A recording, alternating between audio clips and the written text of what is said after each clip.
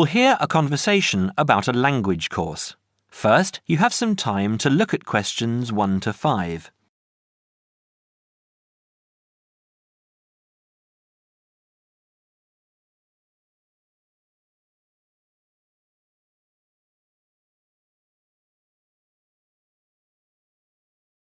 You will see that there is an example that has been done for you. On this occasion only, the conversation relating to this will be played first. Good morning, Borgheimer language courses. How may I help you? Oh yes, I contacted you some time ago about following a German course in Germany, and you advised me to take your placement test before we go any further. Well, I've done that now, so I'd like to go ahead with booking the course for this summer, if that's possible. Certainly, sir. You said you took the placement test. What was the result? I was placed at the O3 level. O3. Right. That's lower intermediate. Fine, Mr. The answer is Level 3 or Lower Intermediate, so the course level has been filled in for you. Now we shall begin. You should answer the questions as you listen, because you will not hear the recording a second time. Listen carefully and answer questions 1 to 5.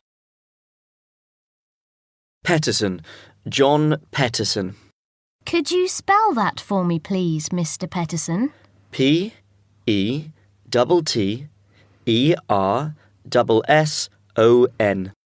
That's a double T and a double S. Am I right? That's right. Now, could I ask you where the course takes place? Well, we offer courses in Hamburg and Berlin. For your level, there's never a problem. There are always plenty of people for the intermediate classes. Oh dear. Does that mean that there might be a lot of students in my class? I wouldn't be very happy about that. No, don't worry, Mr. Petterson.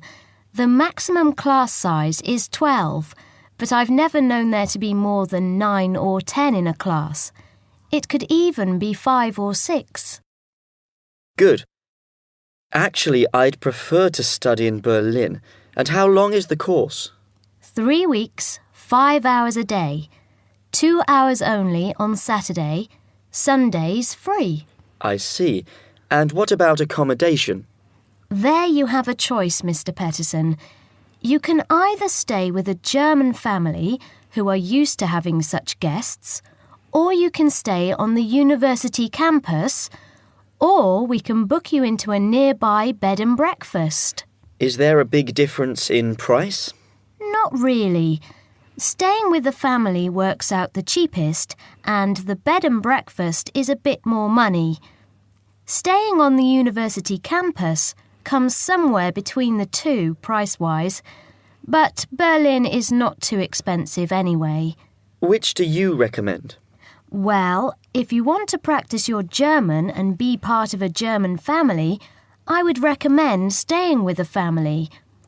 Our families are all hand-picked, and we've never had any sort of complaint. Yes, I'll probably do that then. What are the dates of the course? The first summer course starts on the 1st of June in Hamburg and a week later in Berlin, which is what would concern you as you have chosen the Berlin course. That's the 8th of June.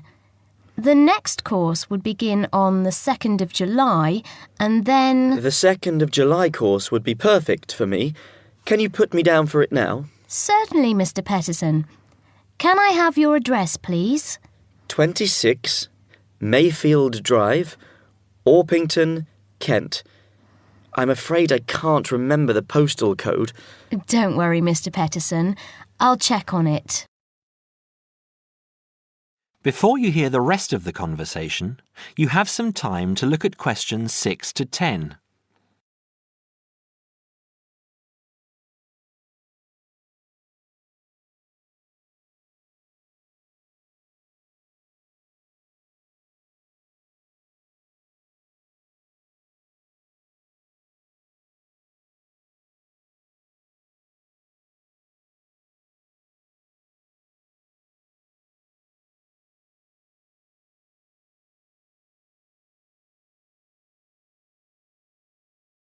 Now listen and answer questions 6 to 10.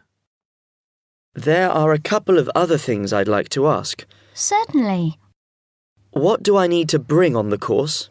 Well, apart from the obvious, you'll need our textbooks. I'll email you the name and publisher.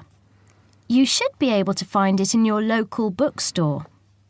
If you do have problems, call me or email me and I'll see what I can do. We provide the computers, computer disks, translation exercises and all that sort of thing, but you will need a good dictionary. We recommend Langenscheidt, which is more than adequate for your level. You don't have to go and spend a lot of money on an expensive dictionary. Not yet, anyway. Maybe you will when your German reaches a very high standard. That would be very nice. Now, finally, what about the cost of the course?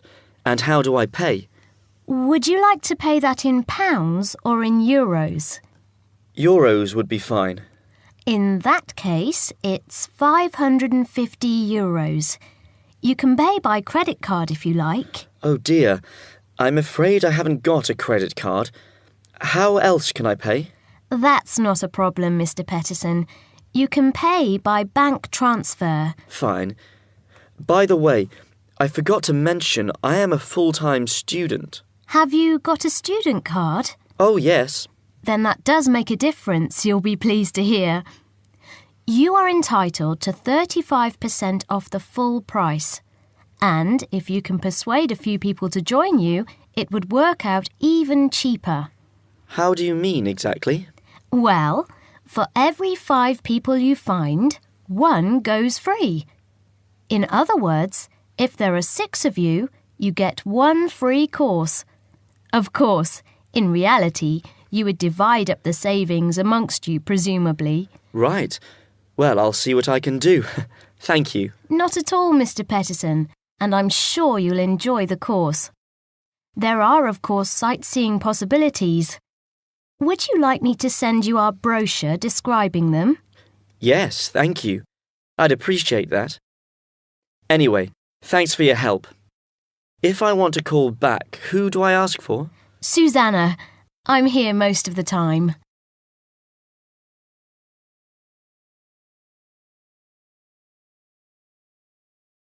That is the end of part 1.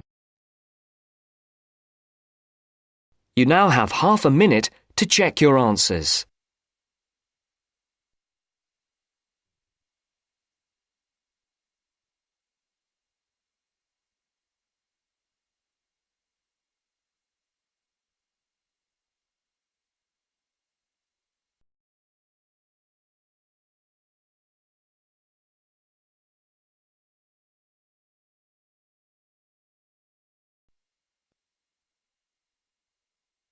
Now turns to part 2. Part 2.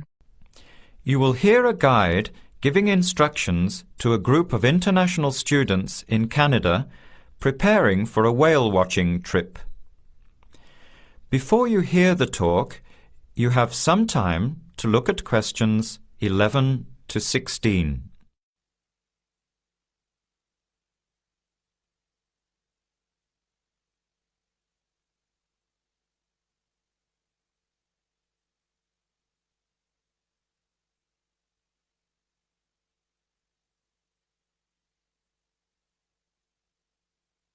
Now listen carefully to the first part of the talk and answer questions 11 to 16. Hello, everyone. Glad to see so many happy faces on this wild and windy day. Are you all ready to go looking for whales? I'm Tony, and our other guide today is Dale. We'll be using these 2 rubber boats you see here, and our trip today will take 3 hours. In a few minutes, we'll be heading into part of the largest temperate rainforest of the Pacific Northwest. I'll show you our route on the map here. This is where we are now. We'll be leaving the sheltered bay and heading out across the mouth of the bay toward the open water.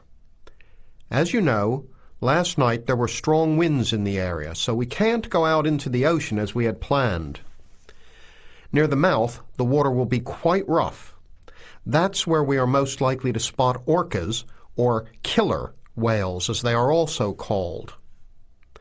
After crossing the mouth of the bay, we'll enter the calmer, shallower waters. This is where you look for gray whales. Then we will continue up this narrow inlet close to the shore. You will have a great view of giant fir and cedar trees that have never been logged. Here is the place to watch for wildlife. You are likely to see bears along the shore and eagles in the sky overhead. Right at the back of the inlet here are the hot springs where we will be stopping for an hour. You can have a soothing soak in bubbling hot water before the return trip. I'll tell you a little bit about the whales now, because with the noise of the wind and the engine, you won't be able to hear much out there. As we head out in the boat, we will probably see dolphins first. They are a gray color and quite small, 1 to 2 meters long. They will swim right beside the boat, racing along and sometimes jumping out of the water just ahead of us. They swim very fast, and they are playful and curious. They're really fun to watch. The next ones we'll see are orcas, or killer whales, which are actually members of the dolphin family. They are 7 to 8 meters long, very fast, and they have sharp teeth. Some stay in these waters all year round. We identify them by the distinctive black and white color. They feed mainly on salmon in these waters, but the orca diet can include seabirds, seals, dolphins, and other mammals. They can be fierce hunters, and this is why they are called killer whales. We should start watching for them as soon as we get out toward open water. We're likely to spot the orcas from a considerable distance. Watch for the black and white marking and mist spouting from the blowholes on top of their heads. Just outside the inlet is where we will probably see gray whales. The grays are migratory. They pass through here twice a year, moving from far in the north where they feed to the warm southern waters where they breed. You are very lucky today because several have been reported in the area. Unlike the orcas, grays are solitary, except when you see a mother with a calf. The gray whales are much longer and heavier than the orcas, 14 meters long, and weighing up to 30 tons. The gray whales are filter feeders, gathering tiny ghost shrimp from the sand at the bottom. We recognize grays from their tail fins because each one is different. Once we find the whales, we'll come up as close as we can safely. We are allowed to approach the whales no closer than 50 meters, but that feels pretty close when you are in the presence of animals this big. You'll see mist coming out of the blowholes when they breathe out, and you'll hear a loud hiss. If we are downwind, we might even be able to smell them, a strong, fishy smell. Before the talk continues, you have some time to look at questions 17 to 20.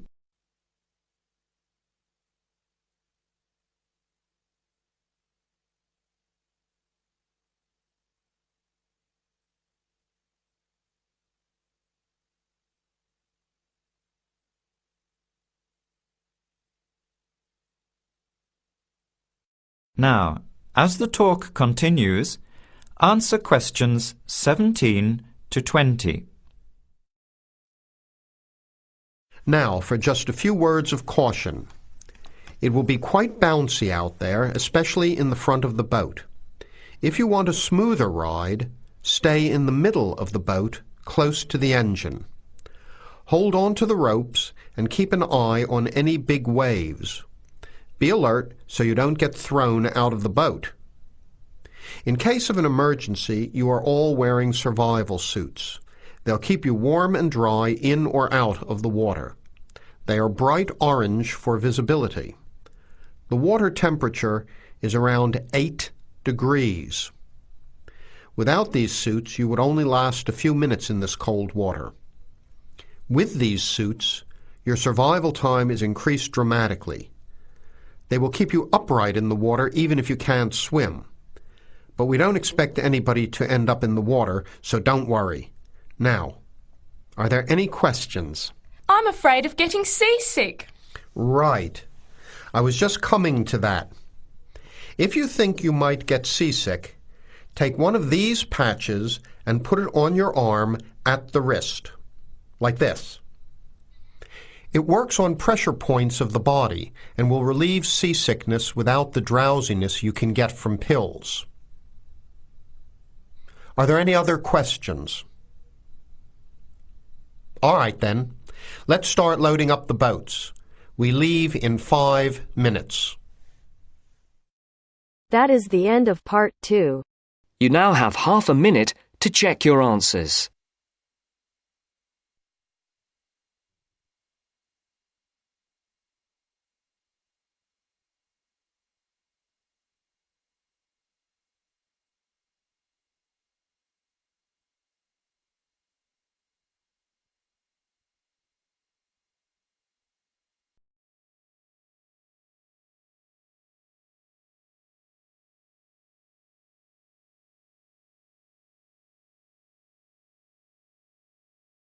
Now turns to part 3. Part 3. You will hear two friends discussing what to study at Mitchford University. First, you have some time to look at questions 21 to 27.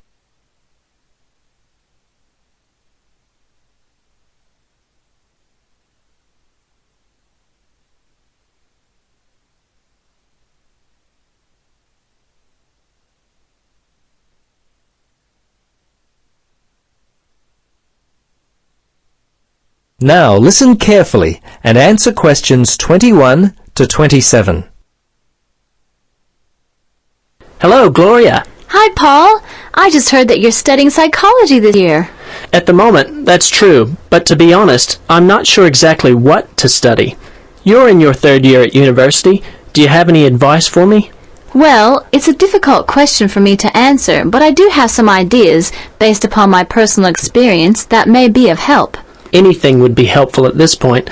I'm feeling a little worried about what I should do. Well, there are a few things that I would recommend. Firstly, ask yourself, what do you really enjoy studying? For example, maths, English, science? This will help you decide what course you should do. The university handbook lists all the courses available. You should take some time to look at it.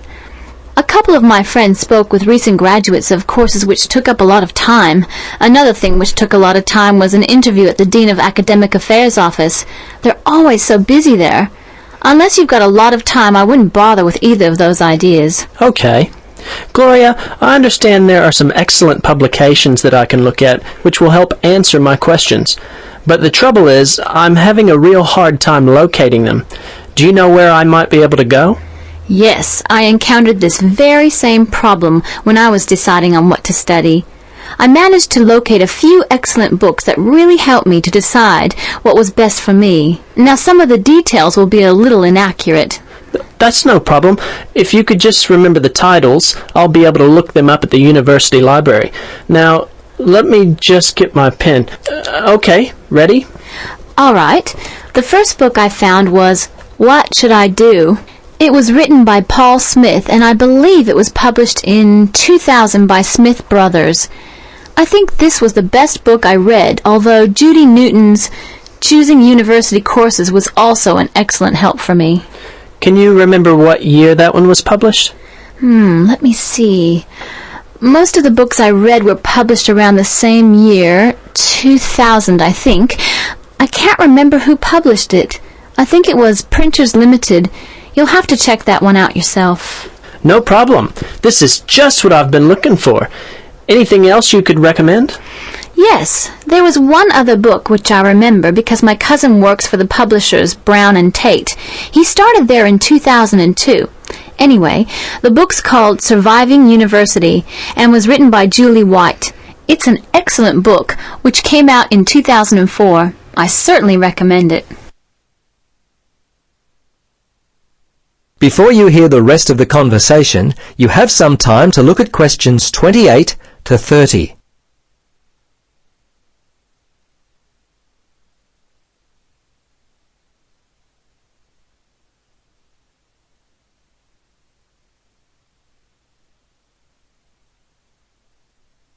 Now listen and answer questions 28 to 30. Gloria, this discussion has been so helpful. I wonder if I might ask one more question. Sure. What would you like to know? Well, I'm wondering why you finally decided to study psychology. Well, what helped me to decide was my interest in working with people. I think that's what you've got to really decide in your own mind. Do people give you energy or do they drain you of energy? I asked my friends what they thought of my idea, and most of them thought it was a good choice.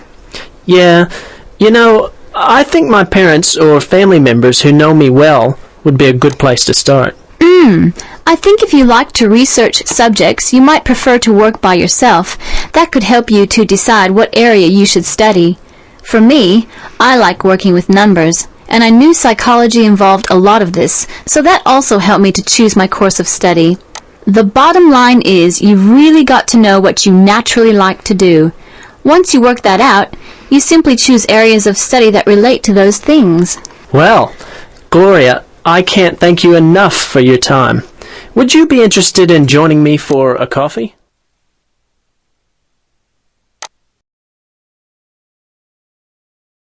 That is the end of part 3. You now have half a minute to check your answers.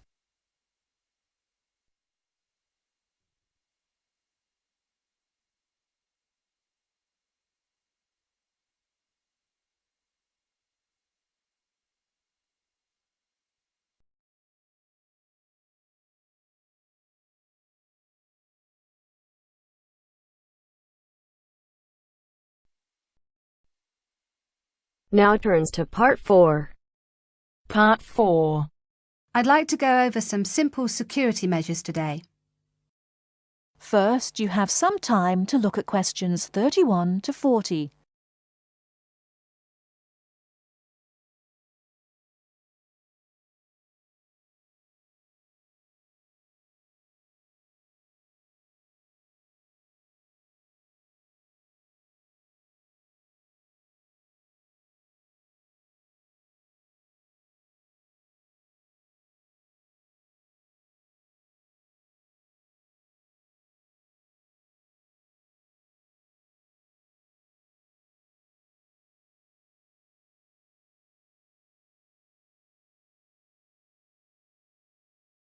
Now, listen carefully and answer questions 31 to 40. Hello everyone. I'd like to go over some simple security measures today. As you all know, there have been a few small incidents with students' possessions being lost or stolen, and as the student representative for Middlesex Hall of Residence, I'd like to remind everyone of a few simple things we can do to make our accommodations safer for everyone, and to remind everyone of the security measures already in place. First of all, I'd like to go over what security measures are already in or around the halls of residence. As you turn off the road into Middlesex Hall, there is a security barrier for people arriving by car. Students, or anyone else for that matter, have to report to security through the speaker before they can even enter the car park. Once they're in the car park, we have CCTV, that's closed-circuit television, linked directly to the security office, so that anyone coming into the front entrance via the car park can be seen by the person on duty. We also have cameras around the Hall of Residence. The film from the CCTV is kept by security in case there is a problem and we need to send the film to the police to help identify the person. So, barriers and CCTV. In addition to these, there is security lighting in the car park and around the Hall of Residence, which is on from night to morning. These security measures are there to help, but the really important thing is the front entrance. At the front entrance is a keypad lock. Now, as you all know, to open this you need your student card and the 4-digit security code. As you also know, you should not give this code to anyone you do not know, and you should never let anyone into the Hall of Residence. Remember that for all the security measures we take, if you let someone into the hall, then anything we do to keep students' possessions safe will not help. After the front door, we have the reception desk. Now, this is manned 24 hours a day, but the security guard has a lot to do and may not be there all the time. If you need to call security, go to the nearest phone or call on your mobile. The number is 9666, and they will be with you as soon as they can. The next thing I want to mention are your own personal security measures. By this I mean the locks on your room door and window, your personal alarm and the university bus. All student rooms have a swipe lock that we open with our student cards. Do not leave your room door unlocked if you're going out for a long period of time. And do not leave your card in a place where someone can pick it up and enter your room. This is, of course, common sense, but people still leave their rooms unlocked and still leave their cards around. The next thing is your room window. Everyone has a key for their window, and everyone should try to keep their windows locked when they are out of the building. However, the security guard has told me that he often finds windows open, and even worse, he finds windows open on the ground floor. Please don't do this. It's an invitation to a burglar to enter the hall and take people's things. Finally, 2 more items: personal alarms and the university bus. Now, the Students' Union gives every student their own personal alarm if you go to collect it. A personal alarm is something that gives out a loud noise if you press it when you think you may be in danger. It lets people know where you are and that you need help. The second thing you can do is use the university bus. It takes students from the campus to the town and to other places on campus. It goes every half an hour and it's free, so please try to use it, especially after dark. That is the end of part 4.